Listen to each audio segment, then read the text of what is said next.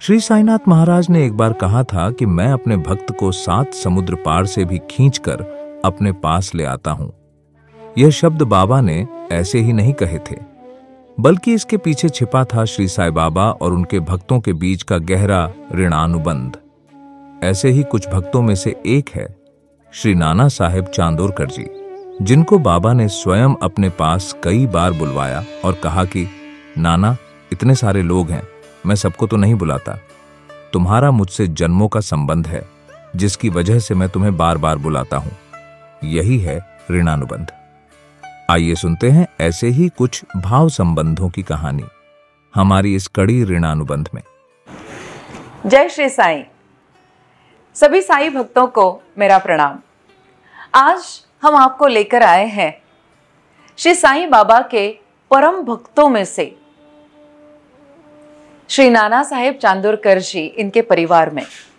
श्री नाना साहेब चांदोरकर जी, हम सब जानते हैं, बाबा के सबसे पहले सबसे करीबी भक्तों में से एक परम भक्त, और जिन्हें खुद बाबा ने बुलाया अपने पास।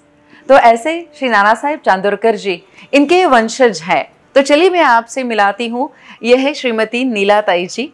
नीलाताई जी, आपका स्वागत करती हूँ। और सबसे पहले चाहती हूँ कि आप हमारे दर्शकों को अपना नाम और अपना पूरा परिचय देंगे। अच्छा, मैं नीला प्रभाकर चांदोरकर, यानी नाना जी के जो बड़े बेटे थे वासुदेव, उनकी बहू हूँ। अच्छा, मतलब आप श्री नाना साहेब चांदोरकर जी की परपोती बहू है। अच्छा, और अपने परिवार के बारे में आप हमें विस्तृत जानकारी देंगे, बताएंगे कुछ? हाँ, नाना साहेब चांदोरकर के जो बड़ा बेटा था, उसकी तो बहू, लेकिन मेरा और भी अलग नाता है। नाना साहेब की जो बेटी थी द्वारका में, वो मेरी नानी है। और जो मैना थी, उनकी जो दूसरी बेटी थी, उसकी वो मेरी दादी लगती थी, यानी मेरे पिताजी की वो चाची थी। अच्छा। और मेरी माँ की वो मेरी नानी थी। ऐसा मेरा अच्छा नाता है। मतलब आप तो बहुत ज्यादा सौभाग्यशाली हैं। मतलब शादी से पहले भी, चांदोरकर फैमिली से जुड़ने से पहले भी आप बाबा से जुड़ी हुई है। हाँ। और फिर सौभाग्यवश आप उसके बाद चांदोरकर फैमिली की बहू बनकर आई। अच्छा। तो और एक नाता जुड़ गया आपका श्री साईं बाबा से। अच्छा, बाबा की कृपा है। हाँ, वही।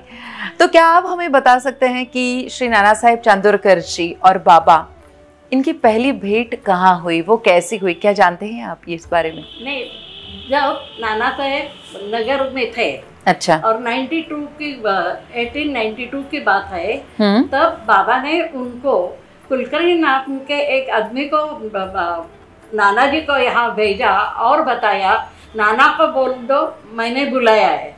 अच्छा। दो तीन बार वो जा गया, उन्होंने बताया, लेकिन नाना ने उसकी ओर नहीं देख लिया। तब उनके नाना जी के जो वाइफ थी, उन्होंने बोल दिया कि अरे एक कौन फकीर बोल रहा है। अच्छा। बुलाता है तो जाकर देख तो। हाँ। तो वो गए ना बाबा को मिलने के लिए। तो उन्होंने एक पुराना ऐसा जो उनका कोट था वो पहन लिया और गए। बाबा के दर्शन होने के बाद उनको ऐसा लगा कि कोई, उन्होंने मुझे क्यों बुलाया है। हाँ। ये फकीर है, उन्होंने मुझे क्यों बुलाया है। और जाकर उन्होंने बाबा को खुद को पूछा, आपने मुझे क्यों बुलाया। तो बाबा बोले कि अरे नाना, तू अकेला नहीं है, लेकिन तेरा और मेरा 4 जन्मों का रिश्ता है, इसलिए मैंने आपको बुलाया है आपका।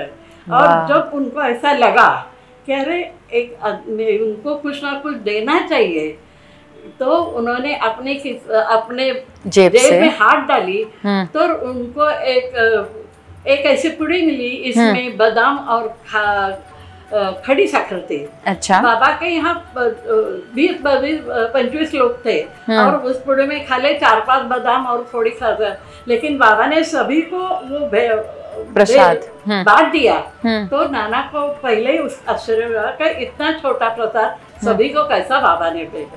ये पहला उनकी मुलाकात हो गई। अच्छा, और मतलब सुनते ही रोंगटे खड़े हो जाते हैं कि बाबा ने खुद उनको कहा कि 4 जन्मों का ऋणानुबंध है, रिश्ता है। वाह वाह वाह। अच्छा, तो बाबा की दी हुई ऐसी कौन सी चीज़ है, कौन सी धरोहर आपकी परिवार में, आपके परिवार में अभी भी है, आपने संभाल के रखी है? नहीं, बाबा ने दी हुई एक उदी की डब्बी थी। हाँ? और उसमें बाबा का ये फोटो था। अच्छा। लेकिन वो अभी ज़्यादा नहीं रह गए सभी को। और दूसरे जो नाना जी के जो दूसरे लड़का था, उनका बेटा था महादेव, उसके बाद बाबा की पेंटिंग की हुई छवि उनके पास थी। अच्छा, बहुत दिन तक। अच्छा, किसने की थी वो पेंटिंग? बहुत बड़ी थी, 4-5 फुट। अच्छा, इतनी बड़ी? ऐसी बड़ी थी। अच्छा। लेकिन वो बाद में खराब होने के लिए उनकी जो उनको एक ही बेटी थी, उसके पास थी। अच्छा अच्छा। नीला ताई, हम और ये जानना चाहते हैं कि श्री नाना साहेब चांदोरकर जी, उनके बेटे और बेटियों के बारे में हमें फिर से एक बार बताइए। हाँ, नाना साहब को 2 बेटे थे और 2 बेटियां थी। अच्छा। एक पहले बापू साहेब और दूसरे बाबू साहेब। बाबू उनका नाम वासुदेव था और बापू का नाम महादेव था। और 2 जो बेटियां थी, वो एक मैना थी और दूसरा द्वारकाबाई। ऐसे उनके 2 बेटे और 2 बेटियां थी। अच्छा, वैसे तो श्री नाना साहेब चांदोरकर जी को बाबा ने बहुत अनुभूति उनको हुई, पर वो खास 2 अनुभवों के बारे में हम जानना चाहते हैं जो नाना साहब को हुए थे, तो आपके जुबानी सुनना चाहते हैं। नाना साहब की जो बाबा पर डे बहुत श्रद्धा बढ़ने लगी और वो बार बार बाबा के यहाँ स्मरण करने लगे, तो उनको अनुभूति आने लगी कि बाबा मेरे पास ही है। ऐसा हुआ तो पहला एक है, नाना साहब को देव दर्शन करना या जो साधु संत लोग हैं उनको मिलने की एक आदत उनकी थी। और एक दिन उन्होंने मन में रखा कि हरिश्चंद्र में जो गढ़ है उसमें एक देवी का मंदिर है, तो उधर जाने के लिए उन्होंने सोचा। तो उनका जो साथीदार था, उनका क्लार्क ही था खरवंडीकर, उन्होंने बोल दिया नाना इस टाइम जाने का उधर नहीं है, लेकिन नाना का ऐसा स्वभाव था जो मन में आया है वो करना ही है। इसलिए वो निकल पड़े, हरिश्चंद्रगढ़ चढ़ने लगे। रास्ते में गर्मी तो बहुत थी और रास्ते में उनको बहुत प्यास लगी, लेकिन उधर कोई पानी भी नहीं था। अच्छा। तो एक पत्थर पर वो बैठ गए और सोचने लगे, खरवंडीकर मुझे प्यास लगी, मुझे पानी चाहिए। उन्होंने बाकी यहाँ वहाँ देखा, लेकिन उनको उधर मिला ही नहीं। तो नाना ने बाबा का स्मरण किया और एक बिल्ला ऐसा आदमी जा रहा था, तो उन्होंने उसको पूछा, अरे इधर पानी किधर मिलेगा? तो बोला आप जिस पत्थर बैठे उसके नीचे ही पानी है। जब पत्थर हटा दिया तो उसमें थोड़ा सा पानी निकल गया, तो नाना के पैर बुझ गए। वाह, अच्छा। और नीला ताई जी, वो भी बात बताइए ना जो शिरडी में बैठ के श्री साईं बाबा ने ये बात अपने भक्तों तक पहुंचाई। तो अच्छा, हाँ, वो तो नाना को प्यास उनकी बुझ गई। लेकिन हाँ। उसी टाइम साईं बाबा ने शिरडी में लोगों को बोला, अरे मेरे नाना को इतनी प्यास लगी थी, वो तो मुझे बुझाना ही पड़ना था, बुझाना पड़ा, इसलिए मैंने उसके प्यास बुझाई। अच्छा, और मैं वहाँ गया था। हाँ। ऐसे बाबा ने कहा। लोगों को मालूम, और जब नाना जी शिरडी में गए तो बाकी लोगों ने भी उनको ये कहा। अच्छा, मतलब तब तक बाकी सारे लोग जान चुके थे कि ये ऐसा वाकया हुआ है। अच्छा, ओहो। और एक अनुभव हमें सुनना है जो मैनाताई के बारे में है। मैनाती के बारे में मैनाती के ऐसा हो गया कि वो प्रेग्नेंट थी और उसी समय उनके पति प्लेग के कारण उनका देहांत हो गया। ओहो। तो नाना जी ने उनके अपने घर जामनेर में एक नाना जी उस टाइम जामनेर में थे। अच्छा। और उन्होंने उसको यहाँ ले गया। जब उसका प्रसूति का टाइम आ गया तो नाना जी ने चंडी याग शुरू किया और वो बाबा का नाम तो लेते ही रहते थे। इधर शिरडी में बापू जी जो साईं बाबा का भक्त था वो अपने घर जाना चाहता था खानदेश में। अच्छा। तो वो इजाजत लेने के लिए बाबा के पास गए। वाह। तब बाबा बोले ठीक है, लेकिन ये उदी और ये जो आरती है वो नाना को देकर तुम जाओ। तो बोला मेरे पास 2 रुपए खाली है, मेरे पास पैसा नहीं है।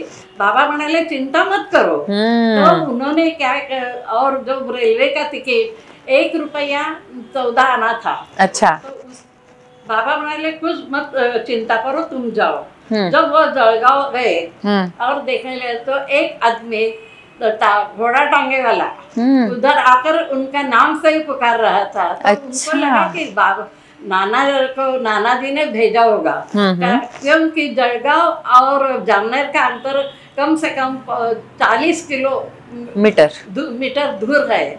तर उसी टाइम वो टांगे में बैठ गए और उनको लगा कि नाना जी ने भेजा, कोई प्रॉब्लम नहीं। रास्ते में उन्होंने खाना किया, उधर थोड़ा रुक गए। और जब बाबा के नाना जी के कचहरी में आए तो वो उनको लघु शंका लगी, इसलिए वो नीचे उतरे और गए। वापस आए तो देखा उन्होंने घोड़ा गाड़ी नहीं, कुछ भी नहीं वहाँ पे, घोड़े वाले गाड़ी भी नहीं। उन्होंने उधर इधर देखा। बाद में वे चले नाना जी के कचहरी में चले गए। अच्छा। तो उनको मालूम हुआ कि नाना जी कचहरी में आए नहीं, तो वो सीधे उनके घर में गए। अच्छा। और उधर नाना जी थे तो उन्होंने उनको उदी दी और वो जो कागज था आरती का वो भी उन्होंने दे दिया। नाना ने तुरंत वो उदी पानी में डालकर मैना जी को देने के लिए अपने पत्नी को कहा। वो पानी पिलाते ही उसकी आसानी से डिलीवरी हो गई। वाह वाह। जब बाद में नाना और वो रामगिर बातचीत करते थे, तब रामगिर ने उनको आभार प्रदर्शित किया। तो बोले कि अरे आपने घोड़ा गाड़ी भेजी, वो किधर है? मुझे क्या मालूम कि आप आने वाले, मैंने कुछ नहीं भेजा है गाड़ी घोड़ा। तब दोनों का मालूम ज्ञात हुआ कि ये सब बाबा की किमाया है, ये सब बाबा ने किया है।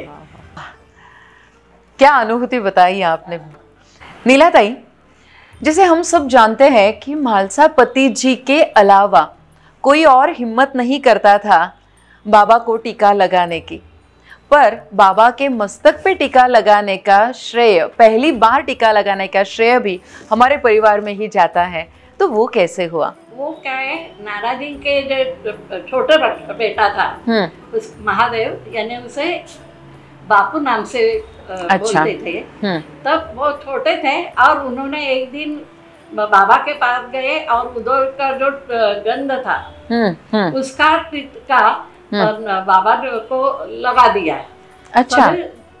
लोग देखते रह गए, लेकिन बाबा कुछ नहीं बोले।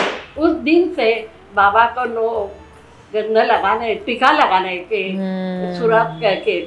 अच्छा, उन्होंने शुरुआत कर दी सब लोगों ने टीका लगाने की। इसी तरह पहला मान उनको मिला है। अच्छा अच्छा। तब उनकी आयु क्या होगी बापू साहब की? वो छोटे थे, 4-5 उम्र में। अच्छा अच्छा। तो इतने छोटे बच्चे ने ये कर दिया, तो वो शुरुआत हो गई वहाँ तब से। नीला ताई, नाना साहब जी ने श्री साईं बाबा के कार्य के बारे में प्रचार प्रसार का जो काम किया है, तो उस बारे में आप हमें कुछ बताएं। बाबा ने नाना जी को बुलाया, लेकिन उसका मतलब होता है कि उन्होंने उनसे हाथ से बड़ा कार्य किया है। जब नाना को मालूम हो कि बाबा एक ऐसी महान व्यक्ति है, वो सभी का दुख दूर करती है, और इसलिए उन्होंने उनका जिधर जाते हैं उधर प्रचार करना शुरू किया। अच्छा। और तब उसके कारण नुलकर साहब, वैसे दीक्षित साहब, दासगणु साहब, काशीबाई कानिटकर, यानी जिन्होंने पोथी लिखी है, हाँ। जिसके कारण अभी सभी लोगों को बाबा के बारे में ज़्यादा से ज़्यादा मालूम हो गई है। ऐसे दाभोलकर, ये सब लोग उन बाबा के आने के लिए, दीक्षित, ये सब लोग बाबा के यहाँ आने के लिए नाना साहेब भी एक कारण रहे हैं। अच्छा नीलाताई, और भी ऐसे बहुत सारे कार्य हैं जो बाबा ने स्वयं नाना जी के हाथों से करवाए हैं। हाँ। तो उनके बारे में आप बताएंगे? अच्छा, मैं बताती हूँ। ये सब भक्तगण जो है तो नाना के कारण तो आए हैं, और उन्होंने भी बड़ा बड़ा कार्य किया है। दाभोलकर ने पोथी लिखी है, और दीक्षित ने उधर एक वाड़ा बनाया, बिल्डिंग बनाकर भक्तों लोगों का रहने का इंतजाम किया। पहले जब शिरडी में नाना साहब आए तो उन्होंने देखा लोगों का आने जाने के लिए और खाने के लिए उस व्यवस्था नहीं है, तो उन्होंने अपने भतीजा को एक खानावळ करा दी, और उनको बता दिया कि सब भक्तों का इधर व्यवस्था खाने की व्यवस्था की जाए। लोगों का आने जाने के लिए उन्होंने एक घोड़ा गाड़ी भी रखी थी। अच्छा, वाह। उन्होंने कोपरगांव में नाना साहब ने एक रुग्णालय भी किया था। अच्छा। और जो आज द्वारका भाई जिसको बोलते हैं, बाबा पहले वो मस्जिद में रहते थे, लेकिन वो उसका मस्जिद का रूप अभी जो द्वारका में है उसका कारण मात्र नाना साहब है। नीलाताई, आपको दोनों परिवारों से श्री साईं बाबा की भक्ति की धरोहर मिली है, आप क्या अनुभव करते हैं? मुझे तो ऐसा लगता है, अभी मैं तो इस घराने में कैसी आई ये भी मुझे एक अचंभा है। और दूसरा, जब जब मेरे मन में बाबा की याद आती है और मेरा मन को शांति मिलती है और बाबा मेरे पास है, ऐसा मुझे लगता है। वाह, बहुत बढ़िया। मैं आपकी बहुत आभारी हूँ। आज आपने यहाँ आके श्री नाना साहेब चांदोरकर जी के बारे में, अपने परिवार के बारे में इतनी अच्छी बातें हमें बताई, हमसे ये सब साझा किया। मैं हम सभी दर्शकों की तरफ से मैं आपके बहुत बहुत धन्यवाद करती हूँ।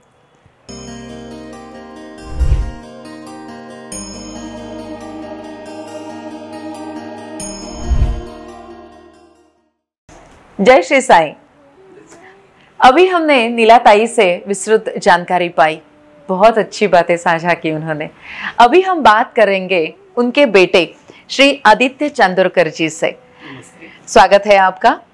सबसे पहले तो हमारे दर्शकों को हम अपना परिचय देना चाहेंगे, तो आप अपने बारे में बताइए। ओम साई राम। मेरा नाम आदित्य प्रभाकर चांदोरकर है और मैं नाना साहेब चांदोरकर जी का 4th डिसेंडर जिसको बोलते हैं, 4th जनरेशन में हूँ।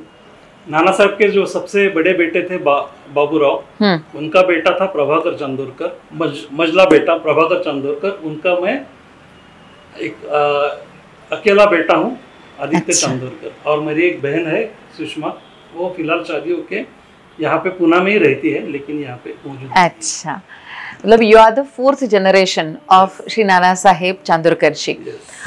तो जैसे अभी हमने नीलाताई से बात की, तो एक बहुत बड़ी बात है कि आपके परिवार में श्री साईं बाबा की भक्ति की जो एक देन आपको मिली है, तो आप उस चीज को कैसे महसूस करते हैं? महसूस बोलेगे तो मैं खुद को एक्चुअली बहुत बड़ा भाग्यवान समझता हूँ कि ऐसे घर में मेरी पैदाइश हो गई जहाँ पे बाबा जी का डायरेक्ट हमारे परिवार के ऊपर ब्लेसिंग है। तो I am very much fortunate, ऐसा मैं खुद को समझता हूँ। बाबा के बारे में अगर ये थोड़ी सी मेरे ऊपर भी कृपा है, ये अगर आप जानना चाहते हो तो एक बड़ा इंसिडेंस है।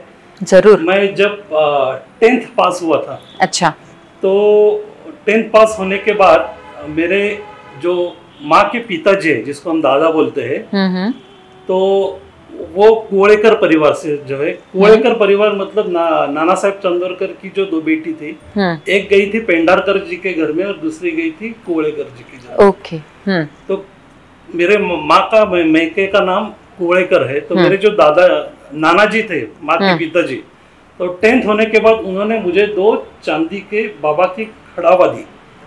जो खड़ावा है जो दासगणु साहब ने कुवड़ेकर, महीनाताई कुवड़ेकर के घर में दी थी। अच्छा। वो दासगणु ने दिया हुआ बाबा का खड़ावा हमारे चांदोरकर के घर में मेरे नाना ने सुपुर्द किया, जो फिलहाल हमारे घर में पूजा में हम रखते हैं। अच्छा। और हर दिन उसकी पूजा होती है। मतलब अच्छा। दासगणु जी से मिला हुआ बाबा जी का प्रसाद मुझे 10th पास होने के बाद मिला, इसीलिए मैं खुद को बहुत भाग्यवान समझता हूँ। अच्छा, तो भाग्यवश आपके पास वो धरोहर आई। अभी इस जनरेशन के होने के नाते मैं ये जानना चाहती हूँ कि इसके आगे अपने परिवार में ये जो भक्ति की, ये जो वरदान आपके परिवार को मिला है, आप वो कैसे लेके जाना चाहते हैं आगे?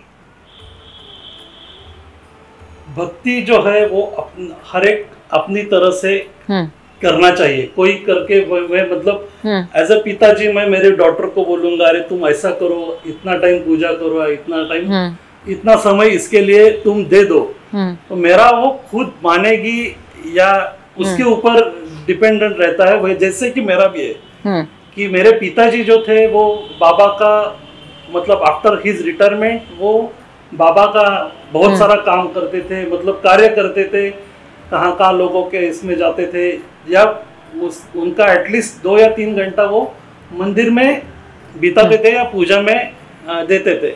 लेकिन उसी टाइम मेरा जो एजुकेशन चल रहा था, बाद में जॉब चालू हो गया, तो बाबा का एक्चुअली पूजा या उसका जो उसके लिए टाइम देना चाहिए वो वैसे मुझे कम मिलता है। लेकिन डेली मैं स्नान होने के बाद थोड़ा भगवान का स्तोत्र पढ़ता हूँ, अथर्वशीष पढ़ता हूँ। उसी टाइम बाबा का जो शिरडी माझे पंढरपुर और ये 2 वचन है, शिरडी से जैसे लागे दिल पायो, ये 2 पूछता हूँ।